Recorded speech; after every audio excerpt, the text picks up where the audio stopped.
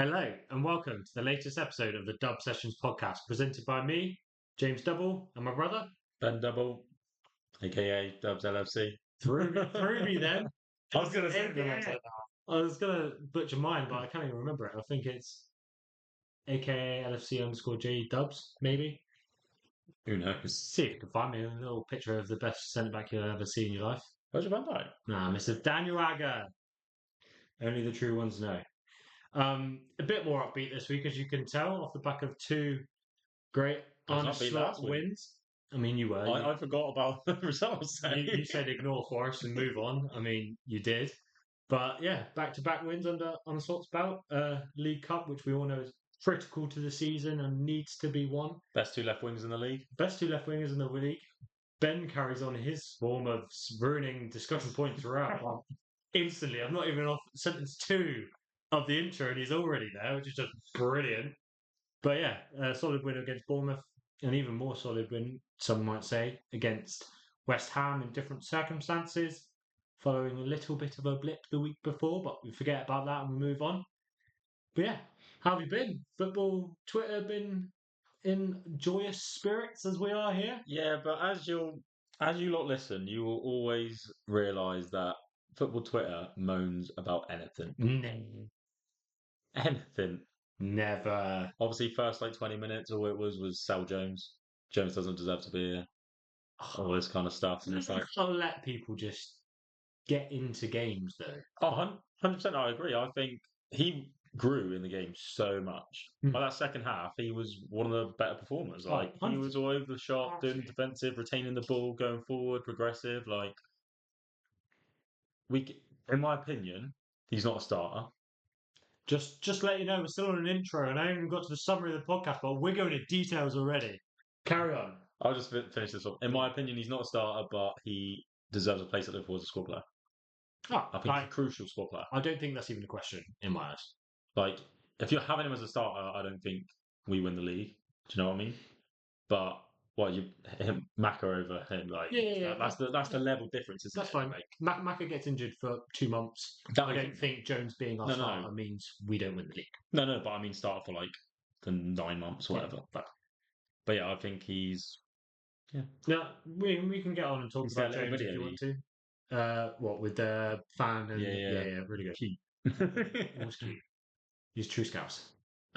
Yeah, we can talk about James probably a bit later in terms of parts of that game, but I agree. I'm being told off already. Yeah, he is.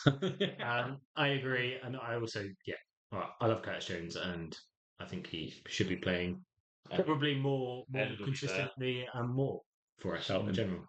Yeah. You should just get a Twitter and then just go and Jones. I love Jones. Everybody should love Jones. Yeah. Anyway, we'll carry on with the. Well, I asked you how you were, but you didn't actually reply to me. How are you? Rather than football Twitter. I'm good. Yeah, good week. We smashed West Ham 5-1 again. Oh, again, yeah. Back did you see the picture on Twitter? We'll have to keep our voices down. My neighbour's a West Ham fan. Did you see the picture on Twitter of that guy going up to Anfield? He had like all the alcohol on his train and stuff, and he was like on the way to Anfield or whatever, on the way to Liverpool. Hopefully it's not another 5-1. Sorry, mate. At least you had all the alcohol. Drown your sorrows. Absolutely fine. It quickly got put onto a Twitter of the preceding unfortunate event. Yeah. Perfect. Love that.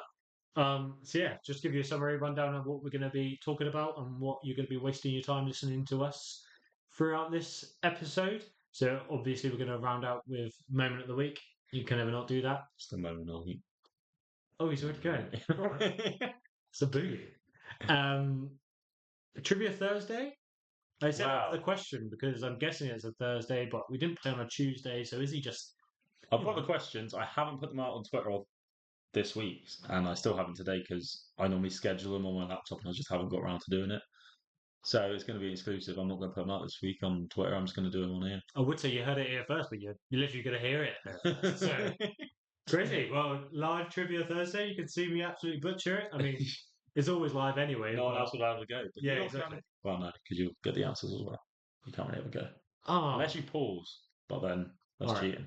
Yeah, you will have to pause because there's no chance I'm pausing. Pause. And go.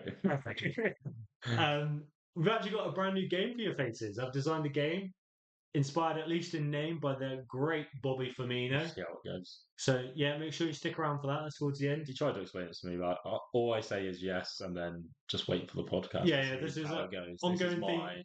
An ongoing thing of approach. me having structure, and I'm like, oh, we should. I've got a new game. I want to try this. Ben's like, Yeah, sure. yeah, I don't even know you're talking. Yeah. Wait, what? I turn up, he tries to say something like, wait, what? Literally. I just did a run through before we got on this. I didn't listen. I It was was Absolutely not. We'll do a full preview against the Wolves game coming up at the weekend. Take a brief preview of the West Ham game. We didn't know when we were going to record this episode, whether it was going to be on the Tuesday before or the Thursday after. So initially didn't have a full prep section, but of course for your faces, I've done that. I am the structure man. And then, but first we're going to have a decent review and probably a more in-depth review of the Bournemouth game. Sound good? Well, I watch more of the West Ham, so you can be even more Bournemouth. I also didn't watch it because it was at 3 o'clock. Yeah. I do not yet have an NordVPN. If they want to sponsor us and give me an account, that's absolutely fine. I'll do it. But do not ban this IP from. No, definitely not. Yeah. So, well, like I say, didn't watch it. I watched extended highlights. Watched various punditry covering of it and all the usual videos that end up on X and it's Twitter. But it's rubbing off on me, folks. But yeah, so 3-0 to the best shade of red. Just a brief summary of an early scare from them again. I think it was literally a replica of what happened last time when we won 3-1 last year. Same player and everything, but was ruled offside this time. So only a bit of a scare. And whilst Bournemouth probably had their moments throughout the game, it sounded like whilst they tested Kelleher a couple of times, in general, it was another onslaught control. Yeah, I would say when going into games, I don't understand how some fans expect perfect. Some fans expect us not to concede one chance. Do you know what I mean? That is the vibe, isn't it? Like, it's a game of football. Every team is going to get a chance.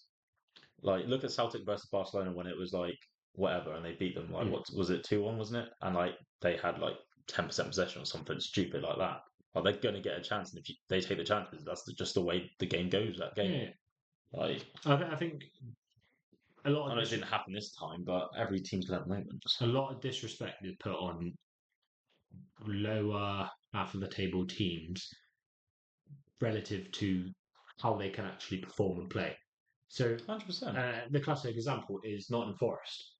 In reality, if the likes of Hudson-Odoi or Alanga, Morgan Gibbs-White, they all came on. Sangaro was from PSV, wasn't he? Yeah. In the most part, they all came from solid teams and would probably start or play a decent role in a lot of the upper teams of other leagues. Yeah. It's just a very competitive league. And people, 100%.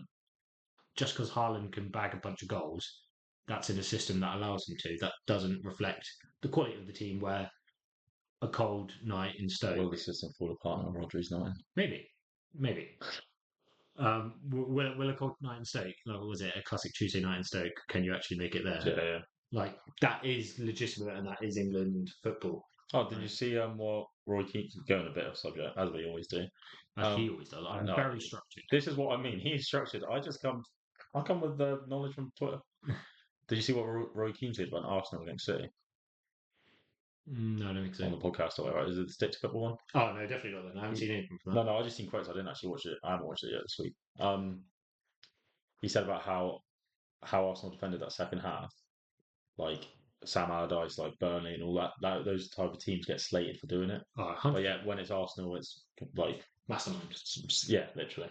But that is very valid. Obviously, Ian Wright responded. He's like, "What do you expect them to do then?" It's like, no, fair enough. But he's like, "Don't kick the ball out of play," kind of thing. Like, he understands defending and defending well, but he still because Arsenal's a footballing team.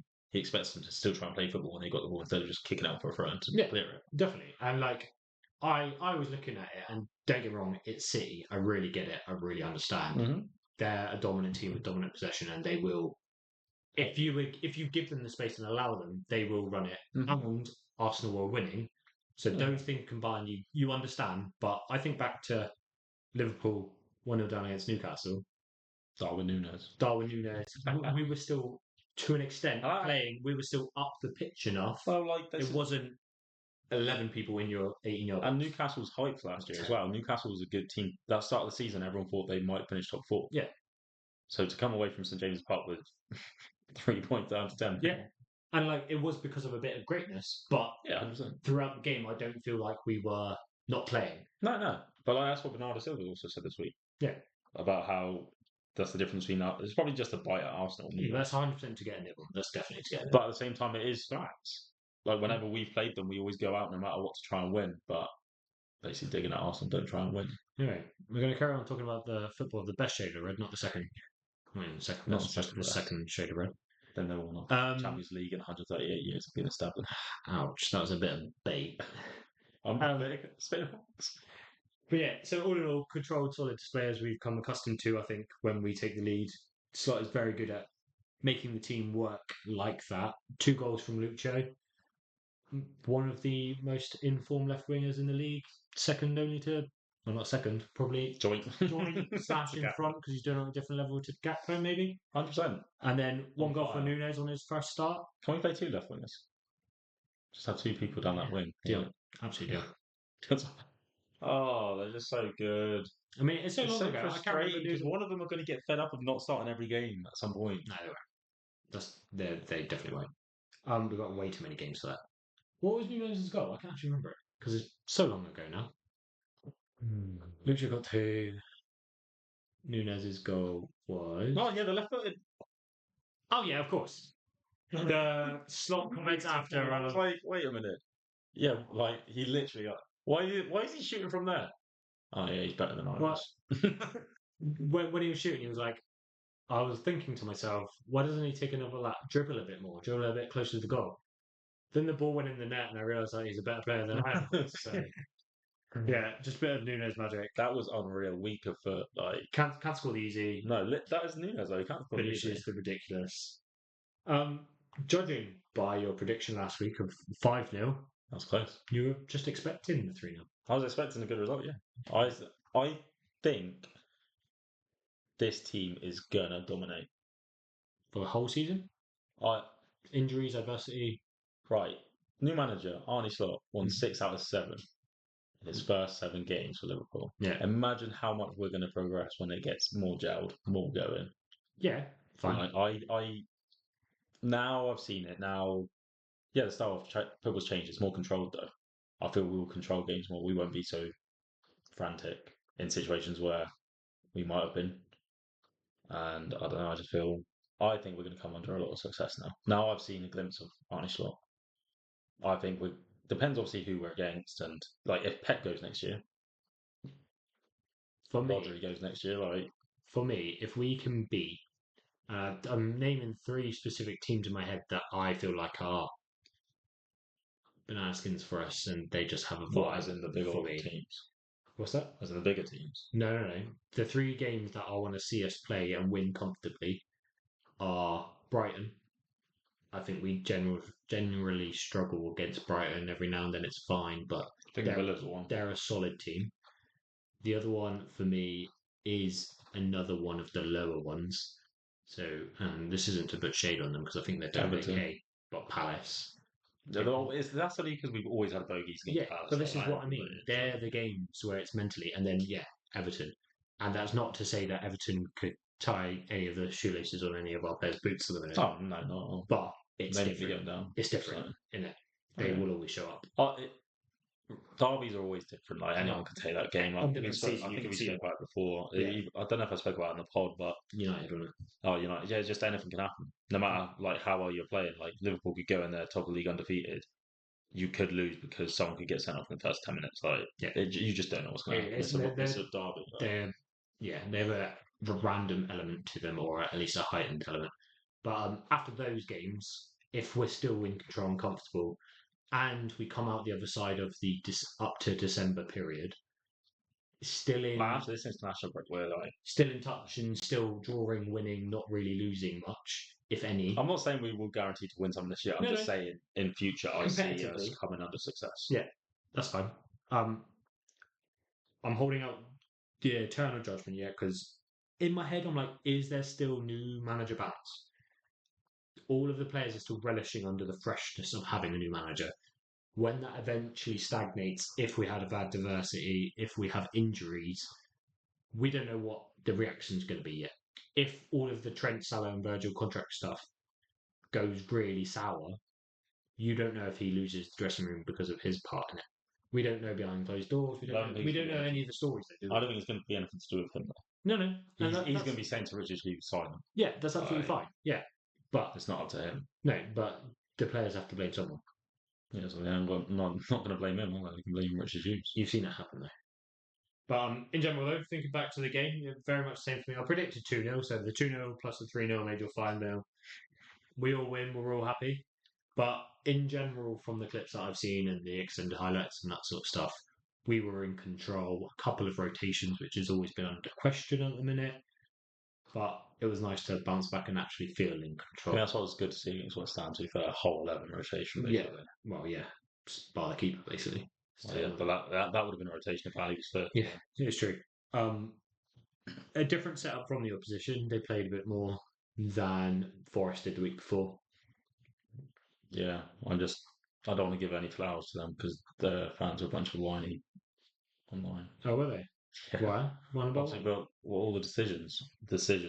What ones? Handball, Gomez, another penalty. You want about West Ham? Yeah. We're on about the Bournemouth game. What are you doing? I went straight to Bournemouth. West Ham. Still talking about Bournemouth here. Silly boy. So they had a different setup to Forest, though. Yeah. Let's say West Ham. Yeah, but Forest had Chris Wood up top, don't they? So that explains Forest. And him. Sorry, guys. Yeah, that's fine. But I think we coped with the different challenges that Bournemouth brought to the game quite well, and we were comfortable throughout, I believe. Obviously, we didn't actually see the full 90. If you guys disagree, let us know. Some of you at the game or some of you watching through a VPN of some kind. I don't know. But they need to get rid of 3 PM blackout. No. Well, it has its place in places, doesn't it? But I want to talk a bit more deeply about Kelleher. Specifically, his approach to games, his current motivations, professionalism, considering everything going on around him, and he's still showing up as the best number 2 in the Premier League.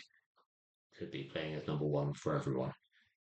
Would you have had any concerns that he couldn't just slot in and do a job? No, not since we first started seeing him slot in. He's always been a great number 2. It's just he's been behind the best keeper in the world, so he's never going to be number 1. And then Mamadas really is meant to be the next up and coming one. So it's just how obviously that's bought. So I think he's going to be dedicated to the club still like he is. He's just going to play to any player in this situation. You either sulk, and then you don't get bought anyway. So your options are try and play your way into the side and don't get sold, and you actually end up starting, or you attract attention from other clubs. That's what will happen. Our good performances. Yeah, and I still don't think he could go to look at Emi Martinez, for example. He's a class he's a World Cup winner. He's a class keeper, and he's at Villa. He could go to probably any of the top teams. He came from Arsenal. Yeah, it's proof. Yeah. No, I completely agree. It's just around that contract situation and those discussions that are going on, and obviously it's been outspoken. Would you have had any concerns about the professionalism at all? No. I think that's down to also the type of players we look for when we buy. Yeah, completely agree with that. I think obviously occasionally it will happen. It will come through obviously people asking to leave and all this kind of stuff, but they still play. Coutinho, even when he wanted to go at times, he still played. Those 6 months of those front 4 together was unreal. And he wasn't happy about it, was he, at the time? But he still played. And I feel that's the type of player if you go and say the same thing about a United player example, that's the team I always go to because they always just buy superstars with egos. See, just loving the bait at the minute. I haven't said about any bait about United, but they do often buy superstars with egos, and the whole Pogba thing. And then, if he doesn't get played, he throws the toys out the pram. And you can imagine if Fernandes, I know he's not going to get dropped, but say he went through a bad run of form, and he had to be dropped because someone else, say Mount came back from an injury and he was playing unreal, he would throw his toys out the pram. Yeah. He would be sulking, and so it's just yeah. Well, on the positive side of this, so rather than talking about Kelleher leaving, because I love Love the man. Would love him to stay at Liverpool, to be honest. I really, really rate him. Yeah, it's just hard. Like when you, I don't blame him. I don't blame him, but I rate him. Did you even flinch if Ali's not there anymore? as in, If Ali's injured, do you flinch that Kelleher's starting? I do flinch. Like you're gonna flinch. There's still a drop off. Do you? I don't flinch at all. There's still a drop off though. Yeah, deal. Ali's the world class keeper, and He's the best keeper in the world. Like there is a difference. So there's always gonna be situations where like Keller is fast. Don't get me wrong, but you don't expect the second best keeper in the world. Like, do you know what I mean? Like, Yeah. as in like a Neuer, like But whatever. do you think Keller being in goal is going to lose us games ever? No, but I think there could be situations where Ali would stop a shot and Kelleher wouldn't. Yeah, agreed. There's been a couple of times where I'm like, oh, Ali would have got to that kind of thing. Like, but then other keepers wouldn't have either. Yeah. But it's because Ali is the best that he has managed to like position himself in a way to get to that ball. So I don't think we lose games because of him, but there is still a drop. It's hard to word. No, I get what you're trying to say, but I'm trying to like put the props into our goalkeeping system of you don't flinch because of how good he is. I don't even though there are moments where Ali somehow does not concede the goals that you can't believe a keeper doesn't concede. I still think he doesn't. And the flip side, Kelleher is that good a quality keeper that he's not letting in easy goals though. No. He's solid, and you don't flinch because he's not going to give away easy ones. He's not going to be a liability. No, I don't flinch. If you're gonna word it like I don't flinch. I'm not worried that he's in goal. But Ali, like every time I hear Ali injured, I'm still like, fuck's sake, Yeah. Ali's injured. The best keeper in the world's injured. I'm not like, oh, Kelleher's got. I'm not annoyed that It doesn't matter. I'm not annoyed that Kelleher's got to play. No. But I'm gutted that Ali's injured. Yeah, kind of thing. I completely agree with that as well. That's fine. I think it's like I say, I don't flinch because Keller is good enough. But if you ask me a question ever, I also don't flinch at my answer to that. You could even say it like now, like for example, would like if Jota got injured, Nunes has to play. Like, yeah, Jota's a more clinical finisher than Nunes, but you don't flinch. I love Nunes and I don't flinch. Completely agree with that. Completely agree. Even Trent and Bradley. Yeah, I now don't flinch. Yeah. I now don't It's flinch. interesting. Yeah. Throw the question back in my face. I don't flinch in the same way, but the drop is the quality from the quality. Yeah, I completely agree. I like that. I like that a lot. Kind of moving on to that, we've already named like 4 players in our comparison there. This season feels like a season where we could talk about so many players constantly, every game, barring that one that we're going to forget about. You feel like there are so many players you could talk about in each game. They're doing stuff.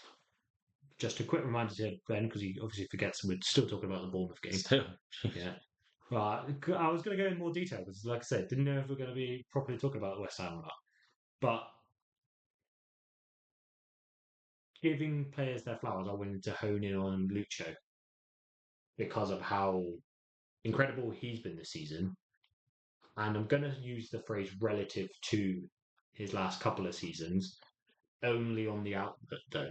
Do you think something's changed? What's the difference? That I wasn't kidnapped. That's a fair comment. That is like I hated the slate that Lucho got last year because he didn't have the output, but he was still, even after all the situation happened with his dad and stuff, like he still was at times was our most dangerous player on the pitch. But he just didn't have that output. And I said something to someone online, obviously, like I always do. Classic. Someone slated Lucho or whatever, and I was just like, you can't judge someone off of a year where their dad was kidnapped. They didn't know what was going on at the time. Even after that period, you're still going to be mentally drained. It's going to affect you. Like he could be waking up in the middle of the night, panicking that's happened again. You don't know what's going on in his life. That's very true. So I feel like him coming back to this form was bound to happen once he'd processed like the time off, like even a reset with his family, time off. Like now he's back to being relaxed and his family's with him, so he knows they're okay all the time. Like I think it's just I think you have to look at quite a few things, and you can. There's so many variables. Like you can talk. You can talk about the output, like if you want. When he first joined, his output was incredible, and at the start of last season, I remember his output being incredible as well. And like then it's just, and I've got a word of momentum and time playing is being constantly playing and getting your confidence, getting your goals, getting that momentum, as well as the team around you not changing much, which there was quite a lot of turbulence last year with all the injuries and youngsters coming in. Gakpo playing centre mid. Everyone doing the job, exactly that. And don't get me wrong, last year the team did incredibly, and it was a great performance. But it's not easy to get your own momentum and flow if all of this stuff's happening and then your dad gets kidnapped and everything happens just around that. Variables on top of variables, and then people want to sell you after one bad year, and it's like, and his you put faith in someone. Season-ending injury the year before, people forget how good he was initially. Exactly. And yeah, I give him props. I've got another question here, which is not really a question, but a word or two words. Anthony Gordon? I was about to ask you that. I wouldn't touch him compared to. I wouldn't swap. No. And Gakpo? For Anthony Gordon? Yeah. No. Well, even as backup? No chance. No. Don't get me wrong. If you're going to have this is the annoying thing, though, a third winger, fine. It's right. So if you look at it from this point of view, you say that Luis Diaz went through all he did last year and struggled, like mentally and everything. Why weren't we putting Gakpo left wing? That is the struggle for me. I'm like, he is a left winger. He smashed it there for Netherlands. To be fair, I understand at times we weren't going, but and to be fair, last year Gakpo had his own confidence battles. In general, he had a bad start. He didn't play his natural position. He didn't play. Yeah, no, but even when he was in more natural positions, by October he's already playing centre mid. Like, that's going to knock your confidence straight away anyway. Yeah, no, I'm not really fighting it, but he had his own issues, and he wasn't. Even in those places he had played prior, he wasn't being his normal self. And then come March, and he hits the ground running, and he's incredible. And he gets form and gets in the team a lot. Yeah, I think we find that form like we are now all the time if he's left winger. Yeah, fair. More consistent. I'm not really. Obviously, it's Klopp. I love Klopp. I just don't. Like, that's one thing I would say. I don't know why you wouldn't say, like, when say the Diaz's dad come back, say Luke should go have 2 months off. Yeah, with your family. You can come and train if you want, but I don't want the stress. And if you want to play, you can play. But other than rotation, because at that point, what we're talking, maybe not too much, but even a month, like end of March, we're still in. Just go spend time with your family. You thought he was dead, basically. Aren't we? We're still in 3 competitions. Like, I get that. Yeah. But if Gakpo gets injured and you send Lucho away for 2 months, even though he wasn't asking, you're then like, well, what have I done? I'm already playing kids, and I'm now sent away 2 seniors. Yeah, but the other one is, it feels a bit like Salah and Mane used to, where Salah didn't really turn up for the last 2 games properly. Like, he's still playing, but finishing output, that sort of stuff, and Diaz is stepping up. Feels a bit, when one's not firing, the other was. That's what used to happen with Salah and Mane. You never had to rely on one singularly. Last year, it felt like Salah was carrying a lot. Yeah. No longer an issue. We've got all. One's no longer an issue when Salah scored every game anyway. Well, on that one. Next one was a thing we've already mentioned as well. The apparent lack of wanting to rotate. Obviously, I think I wrote this part just before the West Ham game. But it was always going to happen. It was League Cup. Like, it was always going to rotate. But so come back to the Bournemouth game though. Do you think, before we now know the knowledge we do, he has been naive up until now to not rotate as much? Yeah. I don't know. He'd look at the schedule. I think he knows after the next international break he has to rotate with the amount of games we have. You think? Yeah. I think the comments of him saying about Elliot being out is going to be like, yeah, we need Elliot back for this kind of period of rotating. I think we'll see a lot of rotation. It's going to be hard to rotate for him, though, because they're all hard games. I was going to say, mine is a concern of the type of games coming up with the amount. They're all now Champions League and League. Everything's must win. Yeah. You don't want to lower the performance, but you need to protect everyone on that pitch. And I think you also... The one worry for me is Gravenberch. That's your one worry? As in replacing it. As in, like, within the team. Yeah. I think you take him out, that's when... I love Endo, but I think there's a drop-off of, like, the ball retention, like, just the flair and stuff. Can we not spoil later discussion points early on? We're not talking about the West Ham game yet. We're talking about the Bournemouth game. West Ham game of rotation. But just because it's a thing that we now know happened, we're talking about Bournemouth. My concern, like, I completely get that. My concern is Kanai.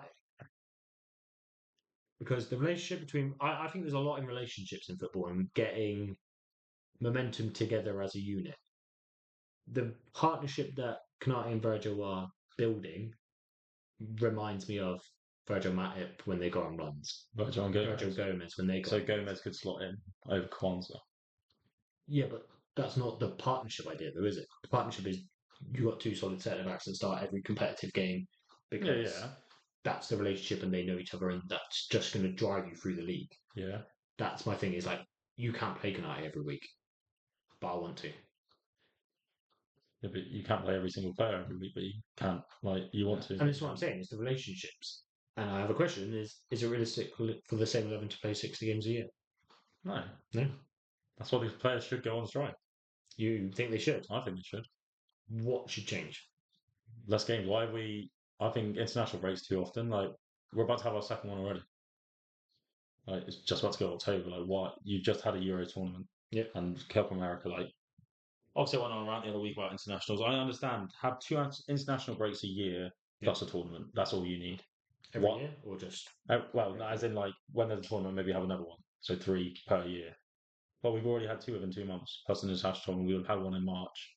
Like, it's just, I don't know. Or even if you want to have an international break, have a month, get it out of the way.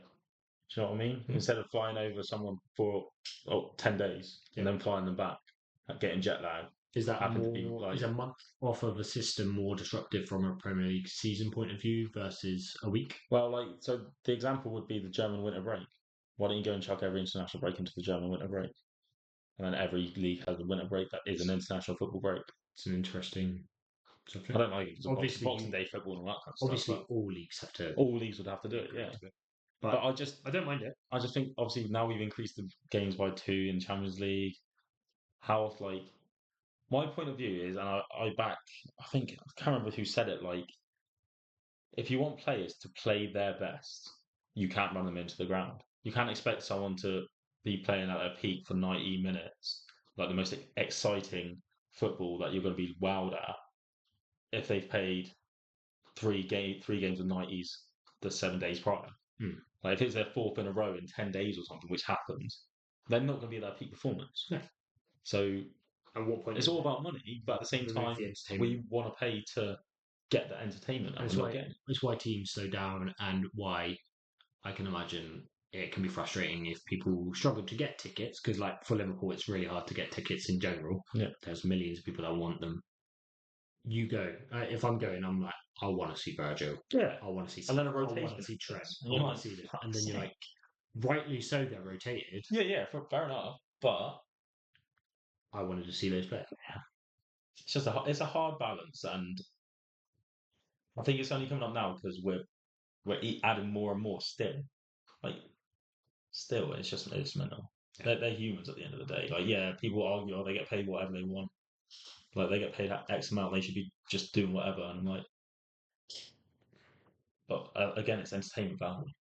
Like, it's just, yeah. No, fair enough. But I'm guessing we all agree that we should rotate. I just, like you say, some of the drop-offs in areas, I can only really think of a couple. Maybe a few's better word. But we can talk more about that next. I think the only place in the West Ham bit isn't a drop-off is left wing.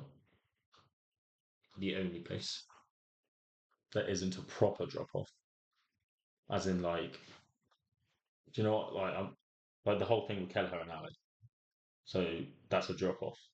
The only place there isn't is left wing at the moment. So at the moment, fine. Not that I don't. Well, let's get on to it. Don't cringe it. We'll just use that. Nothing else you want to talk about the Bournemouth game? No. So we'll go into the West Ham game because that is very relevant to the West Ham conversation. So solid win, 5-1 win. We've already referenced it, same as last year. Bit of deja vu. We love that.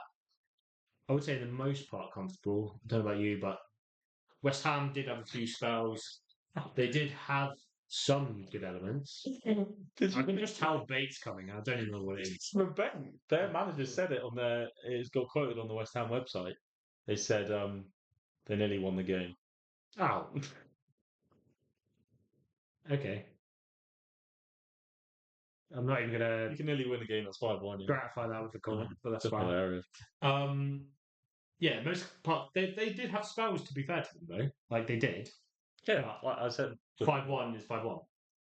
people complain about the we'll- decisions. We'll start with their goal. Conser. Any blame? No, No. like everyone was slating him. For what? I remember someone saying, "Oh, that's horrible defending," all this kind of stuff. It was a scrappy moment where someone tried to clear the ball and it came off of our player. It is unlucky. It happens. It happens. That is unlucky. A lot. It happens a lot. I don't care. That's not Conte's fault. That's not even Endo just tried to clear it. He just put his leg through it to try and get it out, and it just hit Conte. Like it's no one's fault. It happens. Yeah, and their footballers is reaction. It's not like you. If so, do the flip side. Endo's really calm there, and he tries to put his foot on the ball, drag it backwards, or Like get it out of play, or do something. Yeah, do a quick turn. No, like he tries to play the ball rather than just clear it, and he gets tackled and they score. Yeah. He is blasted. He is dropped. Just get rid of it. End of it. Everyone's like, get rid of it. What he tried to do, get rid of it. And it just hits Conte. Hits play. Like In a busy box, it happens. I don't care about that goal. We're moving on. So the rotation. We'll talk about it all. You said I'll let you elaborate then. So you said the only place you don't think there's a drop off is left wing. Yeah, I think I don't. I couldn't choose who starts left wing for me right now. I couldn't. I would have to look at the opposition and their strengths and weaknesses. Fine. My one question, because I've got a question of any standouts from the rotation. Yeah. One of my standouts is Jota, because that was a rotation. Do you consider Jota to be a starter rather than a rotation? No, I think Nunes or Jota. I think our front six they don't count towards the rotation. Okay, so our front six is the best six. So when you say there's not a drop off, then anywhere else on the pitch, go on, name another place on the pitch. No, there's one. You have said left wing is the only place where there's not a drop off. Yeah, Nunes and Jota. Jota is the best clinical finisher, and that is it. Yeah. But Nunes offers more in other areas. So there's not a drop off. No, so that's fine. They offer different things. That's what I wanted to clarify was because you said left wing. I'm like Nunes, Jota. I'm probably fine with. Yeah. Chiesa is a drop off from Salah. Yeah. Keep going. For now, anyway. Like it might not be. You never really know until he's in form, I guess. Then you get into midfield. I completely agree with. I don't think there's anyone up to Macca's level. No. Like you've seen those 10 minutes or whatever he played. Yeah. In terms of Szoboszlai, it would be more interesting conversation if Elliot was around. Because they bring different things to the game in the same way. I would still. Szoboszlai's an engine. Yeah. But. And that's in your midfield three, so that's what you need. We all said Forrest was crying for Elliot. That's a rotation where it's not a drop off. Even his technical play, even the way he plays, the passes he can do, that only Elliot can really do and pick apart a game, I think. Well, Maka can do them. This is the thing. So this is why I'm comparing Elliot and Szoboszlai. I agree. Yeah, I think there is a drop off. Shouldn't you be comparing Elliot and Maka if they're the same type of player? No, because Elliot plays right, so no, really. Maka we've got on left. That's the only reason I'm doing it. But I still think there's a drop off. Like he's box to box, isn't he? Yeah, sure. He's an engine. Yeah, he is all of that stuff. And I guess you don't compare them because they don't do the same role. No. But I think the words drop off would be harsh to Elliot from a tactical point of view. I see it as a drop off. Okay. So we'll get into more detail about that. I would be gutted if Szoboszlai was injured. I think he's going to be a bit more like a Firmino or Gini where people don't realise what he does. I think it's going to turn to that for him. Fair. Yeah, that's fair. So we'll go on to the grab end discussion. What was the thing? He ran the most, didn't he? Like the start of the year, he's ran more than anyone on the pitch. Yeah, because here's our engine. Yeah, box. Yeah, carry on. Sorry. So we'll go on to the grab Endo discussion then, because from my point of view, the thing I noticed most was Endo. Well, actually, if you look at the stats, Endo had an incredible game. Yeah. Like, I'm not played in amazing. I think he's a good player. It's like Jones, a good squad player. Yeah, he played incredibly. He won most of his duels. He had like a 96% passing accuracy.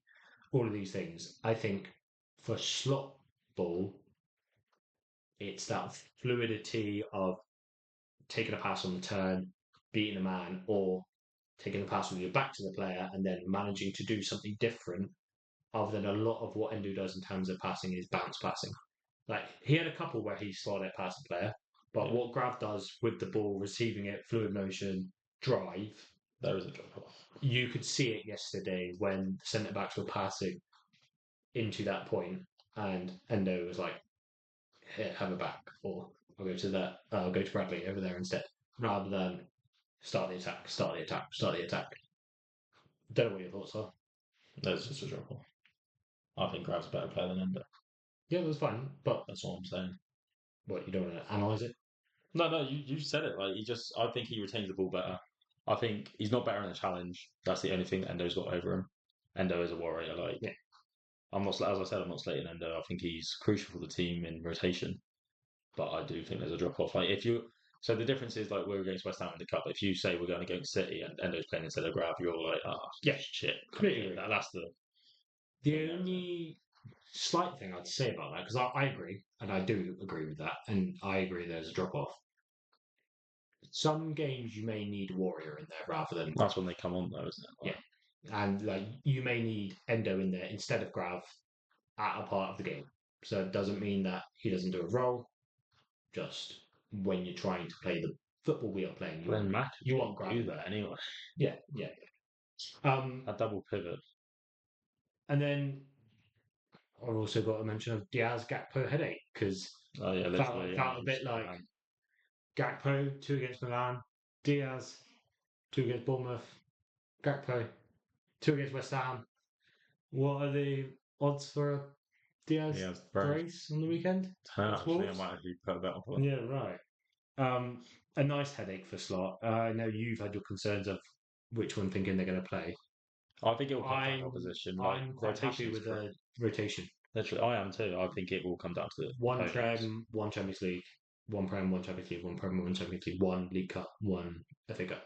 Well, yeah. However it falls, I'm happy with that. I'm happy with either. I don't think it would be that though. I don't think it would be as clear as day as Prem Champions League. Do you think he would play Diaz twice in a week over Gakpo? Depends on the opposition, I think. Do you think? I think you could go 2 and 2.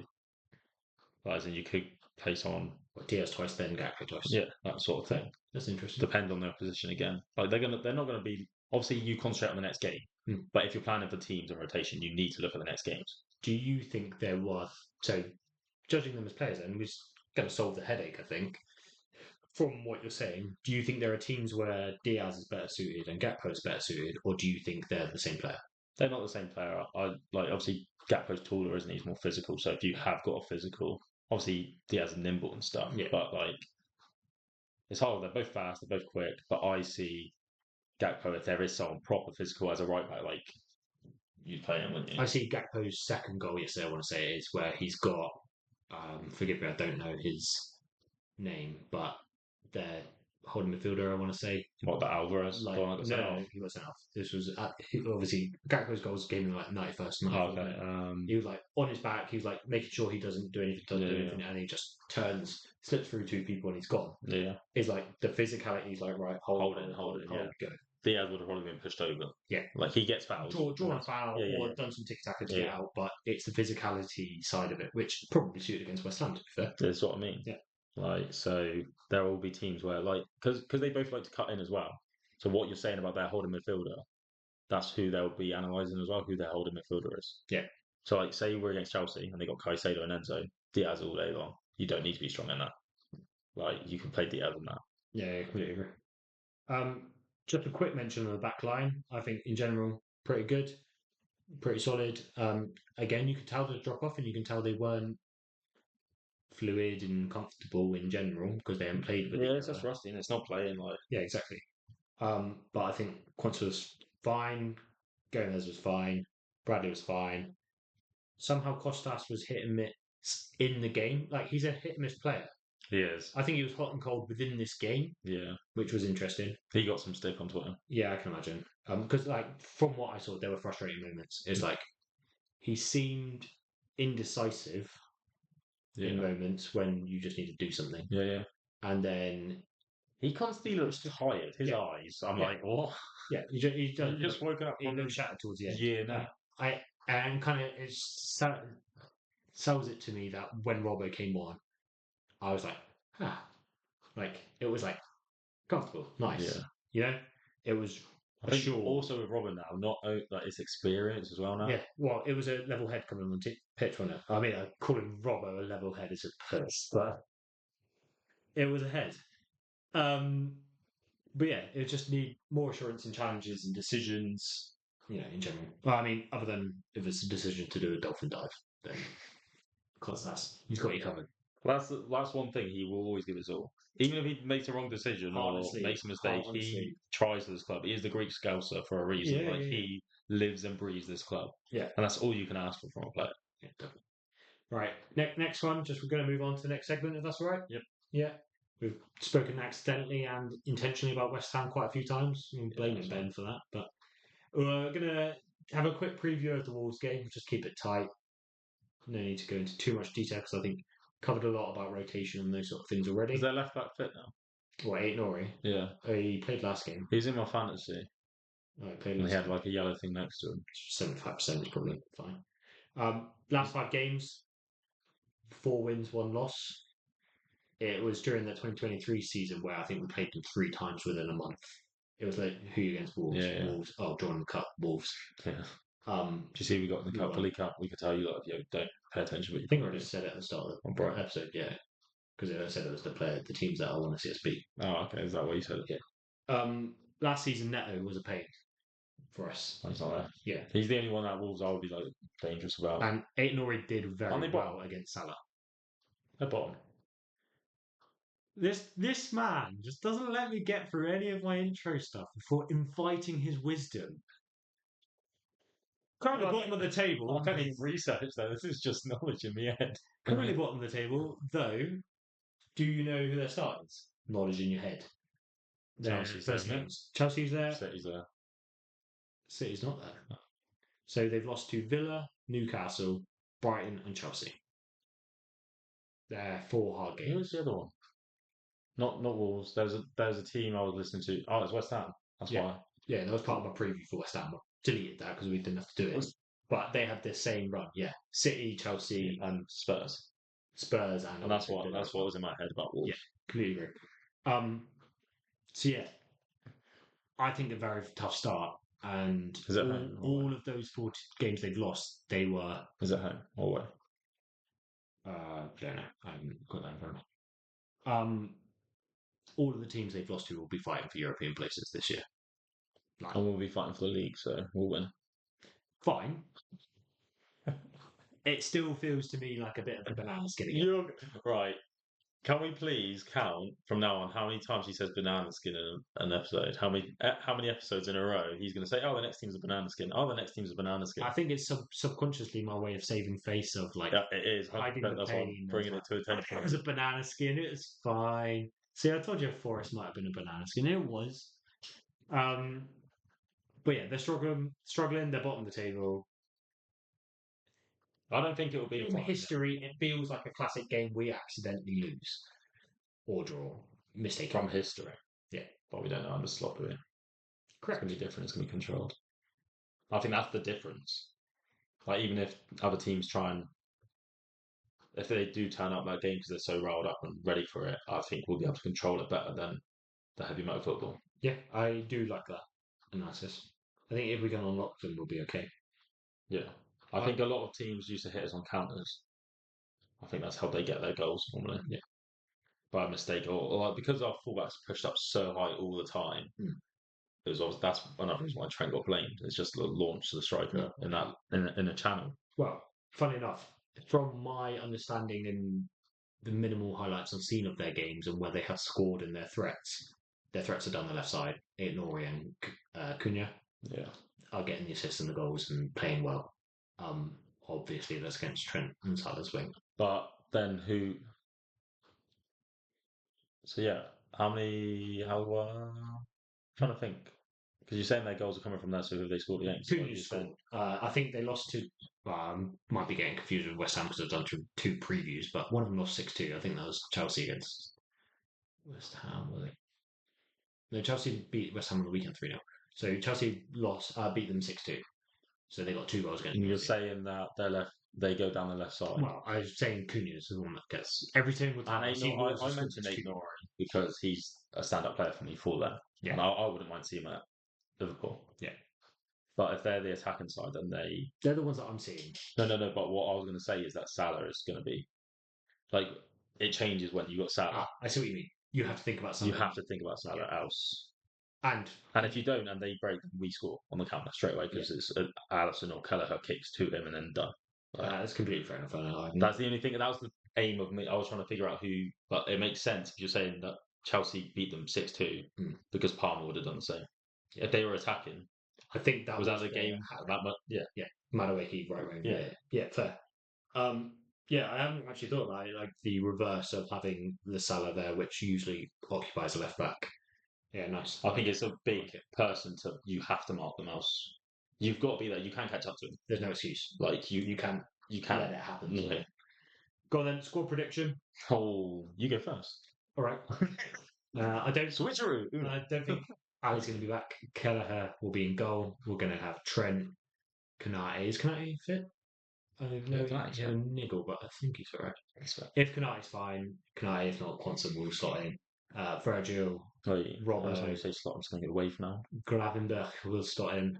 McAllister, Szoboszlai come back in. Basically going to say the starting 11 on Salah. Yeah, this is the next two positions. The only interesting positions on the pitch are now striker and left wing. Okay, Jota and. Is international break after this one? I don't think so. Maybe. I don't know. I'm going to say Gackers. I'm going to say Diaz. I'm going to say Diaz because I think Wolves aren't as big, chunky match. They're well, Kilman's gone now, isn't he? Dainty, ticky-tacky type. I say Kilman's gone, but he just beat him 5-1, so. Yeah. Jota rose above that tall man. So yeah, that's mine. So start 11 from last week, please. Yeah, same. Cool. Score prediction?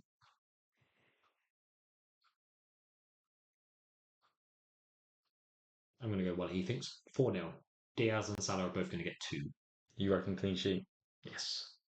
I was going to go 4-0 as well, so this is really putting a scupper in my...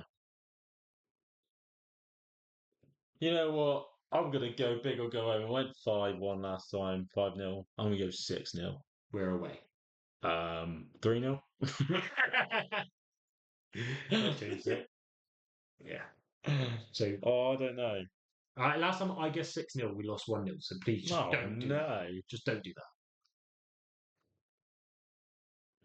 But we're bottom of the league. I think we're going to dominate. Go then. I think it's going to be 6-0. Oh, I can't believe he's done that. I'm going to double up so that it counts against it. I'm going to go 6-0. Double hat-tricks. Hat-trick of assists and goals for each of Salah and Diaz. They're going to assist and... Good, because they're both in more fancy. Exactly. Captain. Let's go. I just don't see... Right. I hate even going 2-0 or 3-0. I just feel like we're going to score more. Well, we've got the most XG. If I'm realistic, it's going to be 2-0. Yeah. 3-0, at least. 2. Do you see we've got the most XG out of any team? Yeah. Non-penalty goals. And we've got the best defensive record. 6-0. I'm going to get it right one day. Yeah, right. So, go on then.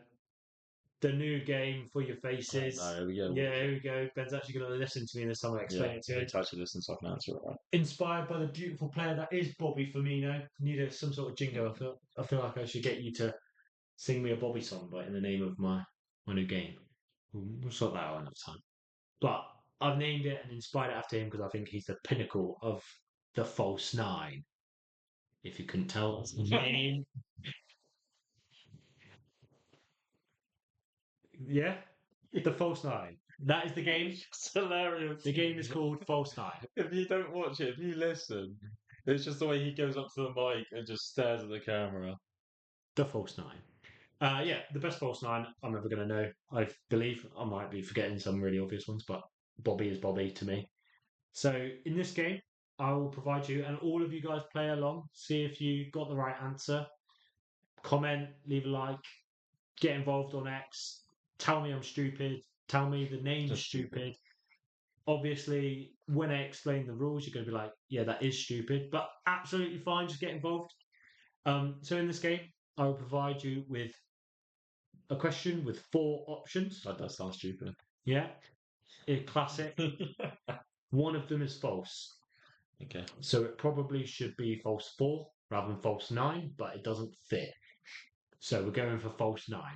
So yeah, I've got 4 questions here. So 4 options for each. One of them is false in each, and the others are all true. Wait, so what? What? How many questions? Each question, 4. 4. And then 4 answers per question. One so you false got answer. 16 answers. But you only need to guess the false one. Yeah. Oh, okay. Yeah, work with me here.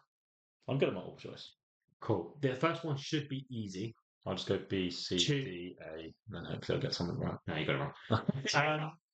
I'm going to mix up the order now as well. I'm just telling them. So yeah, the first one should be easy. Just give you the idea, and then the other 3 should challenge you a little bit more. Which of these players have never played for Liverpool? Patrick Berger, Kevin McDonald, Brian Kettle, Tom Catchup. The last one. Why? I don't know why. It just sounds like tomato ketchup. Yeah, that's the idea. Wait, They're all food related. So you've got Patrick Berger, oh god. Kevin McDonald, you've got Brian Kettle, and I was like, think of a really obvious name that's food related. I was going to be Tommy Ketchup, and I was like, at least try and make it a slight challenge. Tom Ketchup. Oh, this might be the easiest quiz we've ever done, guys. Could Tom Ketchup have been a real football player? I'll tell you, no. No, he's not. I knew Burger and Kettle. Yeah. I was obviously just hesitant about McDonald's. Yeah, I was going to do it really hard and just pick 4 random names. Every single time I looked at a name, it was like, played for us in 1890. I was just like, oh, probably not going to know who that is. Ball knowledge is alright, but it's not that good. Go on then, this one. I really hope this one is a tricky question, but we'll see. Which one of these players does not have a goals per game, so the ratio, goals per game, higher than 0.6? Just goals. Goals per game. Yeah. Torres. For Liverpool. For Liverpool. Torres. Salah. Suarez. Fowler. Fowler played for us twice, so that's an interesting one. That is a very hard question, actually. It is a hard question. I'm very proud of myself for this one. I was thinking, just while he thinks, because he probably I swear, needs to know. I'm going back to your fact sheet on Suarez. Who did you do it on? I'm going Did you do it on Salah? try I and mean, you keep said it was talking. 0.4. I'm going to try and keep talking while he thinks out loud. Yeah, but this is a hard one. I tried to go for the 4 most prolific goal scorers I could think of that come to mind for Liverpool in general. Like, there will be others. The thing that comes to my head is that Salah assists more than them. So, like, when I see the stats for goal contributions, his is always up there. I think this is... Oh, this might be Premier League only. Might be. I can't remember where I calculated these from. I calculated from your website that you showed me last time, but I can't remember if I used just Prem or... This is a really hard question. I'm glad it's not a quick fire. So, well, I maybe make it a quick fire because it's so hard you might as well just guess this one. I don't know why. Torres, Salah, Suarez, Fowler. Go. No, because I was trying to talk to you. When we did that Salah segment, Yeah. the ratios. Oh, on the double down, make sure you've watched it. Did you say 0.4 on that for Salah? I'm pretty sure. 0.44. Is that right? Because that's it. So I can just tell you. I don't know what you're telling me because then I'll get it wrong. Right. No, I did not say 0.44. Who was it? Henri? No. Ronaldo is the one that had 0.41 or something. Ronaldo is the one that had 0.44 there we go. per game. There we go. That's why I knew it was in my head. So, yeah, so that means Salah had 0.61 or something. Oh, I can't tell you anymore. Played a few games since then. Fowler's the one that I'm thinking of just because he came back for a second stint. I'm just thinking of Torres. Oh, you butchered it. I'll pause it now, just in case you all want to go. I think they've had long enough to answer. Yeah, that's completely fair enough. Torres, 0.64. It's going to be Brook Fowler next. He came back for the second stint. Salah, 0.62.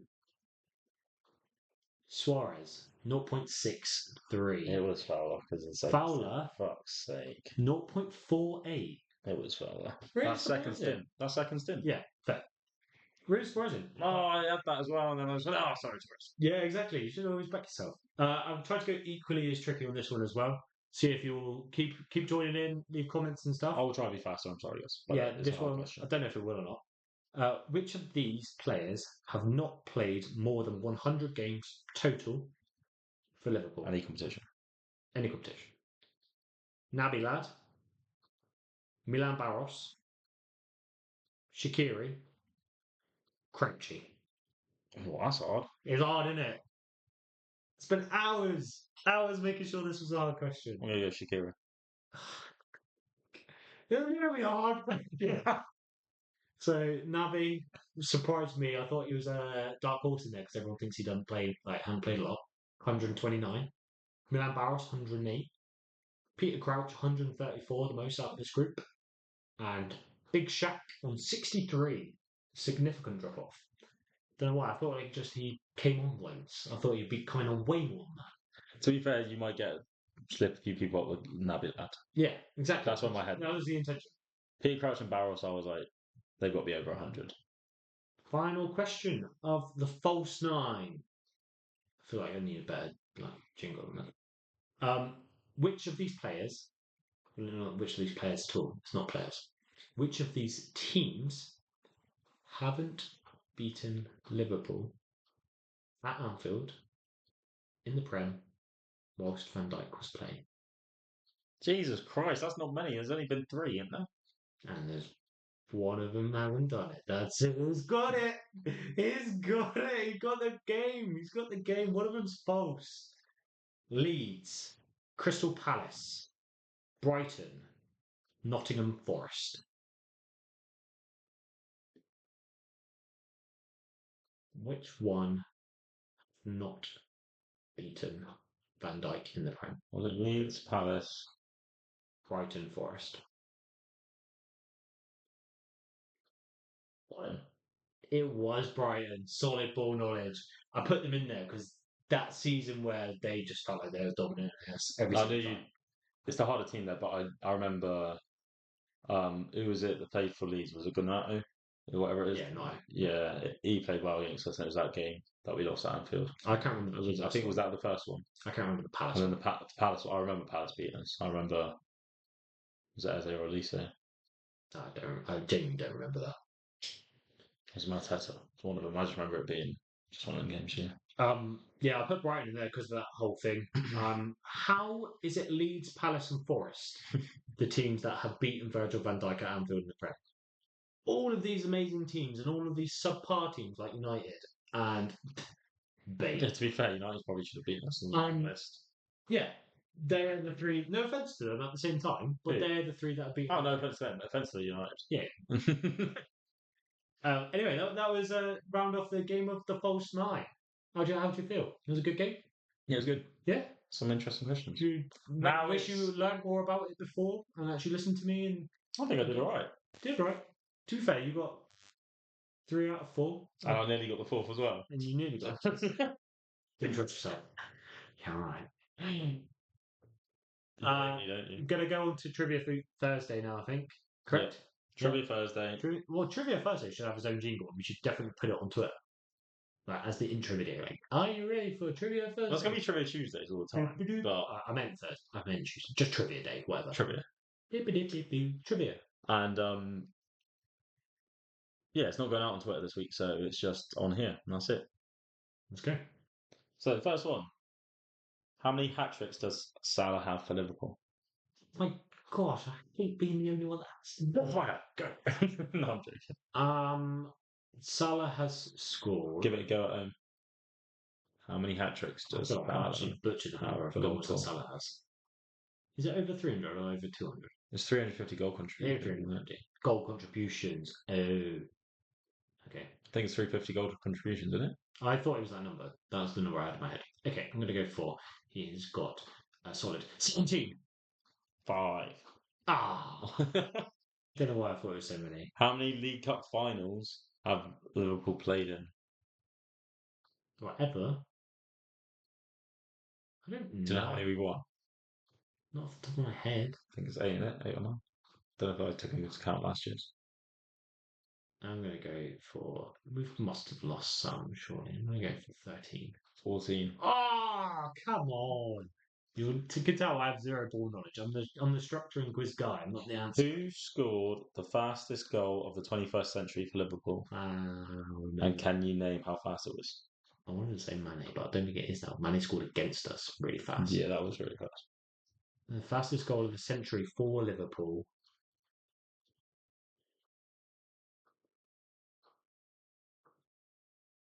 Oh my God, those are really stats that are going to come to me. Can I have a clue? When? When? Do you know when? 2019. 2019. Against Huddersfield. We won against Huddersfield. The year we won, wasn't it? Was that 19? Yeah, I don't know what Which one? month. Fine. So I don't have a clue, so I am going for Salah. Navigator. Oh, come on now. Why? 15 29 games. 15 seconds. I don't even remember it. Question number 4. Who was the Liverpool player with the most amount of goals against West Ham?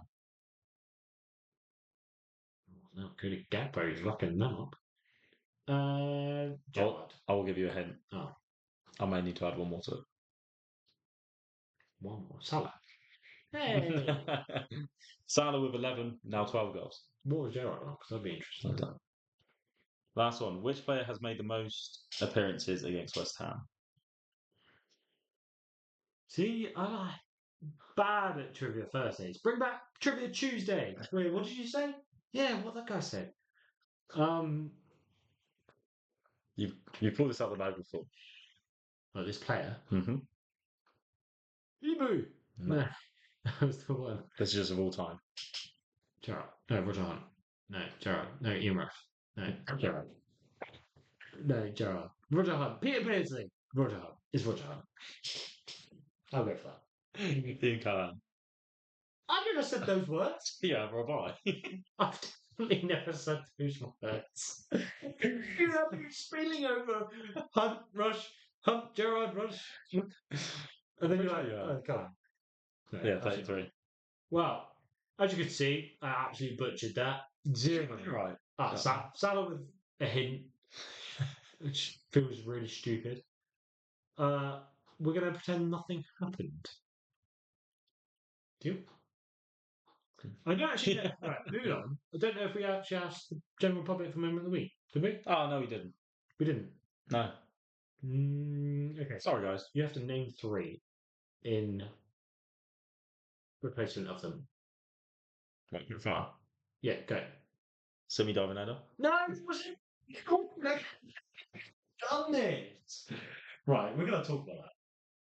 Simicast, you are a god. The diving header, the dedication to stopping that ball. I love it. It's the picture. Don't think it could be called a diving header. It's just a hammer. It's a dolphin. It's a seaman. Yeah. It was perfect. It was incredible dedication. Love you. Carry on because you've stolen my moment of the week. I don't know now. Gakpo and Diaz. Gakpo and Diaz are your moment of the week. They're goals. They're goals. Yeah. They're I braces. can't pick. Fine. Oh, actually, no. I was going to say it and then I was like, nah, it's not good enough. But it is. Maka's shot that hit the post. Oh, such a great one. I wanted got that my to new go in. moment I of the was like, oh my God, it was so nice. It was very nice. Would you like to know my moment of the week? Which was also very nice. Other than... Oh, Nunez's shot, actually. Other than assist on That's my start. third. That's a good third. That's my Nunez is one that's ludicrous and shouldn't go. Assist on his first start. Yeah, so. That's not my moment of the week, mate. Little nutmegs. Playing with children here. He is rapid. So fast. You just got pulled for offside. Yeah, that was stupid. There was a player on the line. Like, he wasn't offside. He just You stepped over the ball anyway. I swear it's only offside if it's interfering with the keeper, but because Chiesa didn't shoot, surely that's not interfering with the keeper. I think he's offside if he interferes with the player. So if he stopped a player, which I think he does get in the way of a player. But he wouldn't have. But I still think there's another player. I think he was onside. Someone's. Anyway, no negativity to end the pod. Chiesa, your nutmeg was beautiful. I kind of want to sign out the episode in this way, but I also want to use it as my moment of the week as well. I'm going to sign out with it. Anyway, do you have anything else to say before I sign off? I'm a bit worried now. No. You're going to love this. Oh, God, am I? Yeah, you are. No, I don't. You're going to love this. I'm going to love this. Right. Okay. Well, thank you for listening to this week's episode of the Dub Sessions podcast. We really hope you're still enjoying it. Keep the engagement going. If you're new here, get involved. If you're new here and you actually decide to stick around, what's wrong with you? I don't know. Don't say that. Yeah, well, subscribe, like, share with your friends and family, share with anyone who loves Liverpool around the world. We want to make this better and make this more enjoyable for you and get everyone involved. So, yeah, just keep it up with the feedback and the comments, reviews, all of the above. I'm waiting for something. What, my sign off? Yeah. I'll just give me a minute. Let's hope Liverpool make it 7 out of 8. I think it will. We've given our predictions. Let us know yours. I think it will be. Follow us across all socials, X, Twitter, whatever you call it. Probably follow Dubs LFC because it's the easiest one to remember. And then you can find the Dub Sessions pod through him as well, or other socials too, wherever you follow us. You'll never walk alone. I've been James. I've been Ben. You've been listening to the Dub Sessions podcast. I think it's better time we go and get our 20 winks then. FC 20. Go and get your 20 winks. Bait.